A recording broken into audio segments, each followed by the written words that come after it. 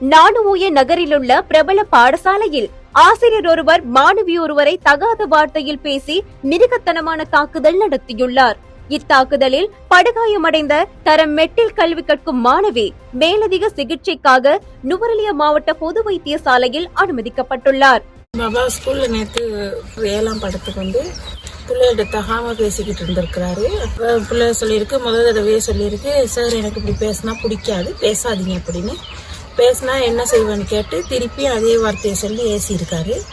ஏசினது, இந்த மாதிரி நீங்கள் பேசுனீங்கன்னா எனக்கு கோவம் வரும், பேசாதீங்கன்னு சொல்லியிருக்கு. அதுக்கு பிறகு 3ஆவது தடவையும் பேசிட்டு தலையை பிடிச்சி பெஞ்சில் அடித்து திருப்பி எடுத்து முகத்தில் குத்தி, திருப்பி கீழே பெஞ்சுக்கு சாய்ச்சி முதுகில் குத்தி, திருப்பியும் எடுத்து அடிச்சதுல அவர் தாக்கி இருக்காரு என் பிள்ளைய. அப்போ நான் பிள்ளை எனக்கு ஸ்கூல்ல சொல்லி அனுப்பியிருக்காங்க, வீட்டில் சொல்லாதீங்க, இதை பிரசுப்படுத்தாதீங்கன்னு. இப்போ பிள்ளை வீட்டுக்கு வந்தது, நான் பிள்ளை விட்டு செய்கையை வச்சு முகம் வீங்கி இருக்குது, கை கால் வலி, கை உடம்பெல்லாம் வீங்கி இருக்கிறத வச்சு தான் நான் கேட்டேன் என்ன நடந்துச்சின்னு. அப்போ சொன்னிச்சு, இப்படிதான் சார் ஏசினாரு. நான் அப்படி பதில் சொன்னேன், அதுக்கு இப்படி என்னை அடிச்சுட்டாருன்னு. நான் ஸ்கூலுக்கு அப்பயே போனதும் கேட்டதும் இங்கே நான் பேசலைன்னா இப்போ ஆஃபீஸ் கிட்ட வாங்கினா இப்போ ஆஃபீஸ் கிட்ட போயிட்டு நான் கதைக்க போனேன். அதை நான் அப்படித்தான் அடிப்பேன், எனக்கு வேலை அதுதான், நீ ஆக வேண்டியதை பார்த்துக்கடி, நான் அடிச்சா என்னடி செய்யப்போறோம், உன் பிள்ளைக்கு பேச படிச்சு கூடியதுன்னு என்னையவே அடிச்சுக்கிட்டு என்னைய தள்ளிக்கிட்டு வெளியில வராரு. ஆக்டிங் பிரின்சிபலா இருந்தாங்க.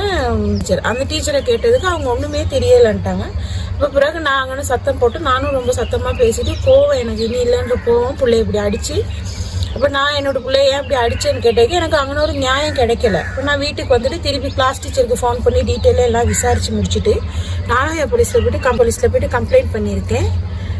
நாளைக்கு திருப்பி பிள்ளைக்கு விடிய தூக்கம்லாம் வறுக்கும், ஒமிட் போயிட்டு தலைவலி, முகமெல்லாம் வீங்கி, இன்னும் கையெல்லாம் வறுக்கும், மூச்சு இன்னும் எடுக்க கஷ்டமா இருக்குங்குது. இப்போ நான் நுவரெலியா ஹாஸ்பிட்டலைஸ் பண்றதுக்கு தான் கொண்டு போறேன். வலியின் உச்சக்கட்டத்தால் தனக்கு தானாகவே சிறுநீர் கசிவு ஏற்பட்டதாகவும் பாடசாலை முடியும் வரை அதே நிலையில் இருந்ததாகவும் மாணவி குறிப்பிட்டுள்ளார்.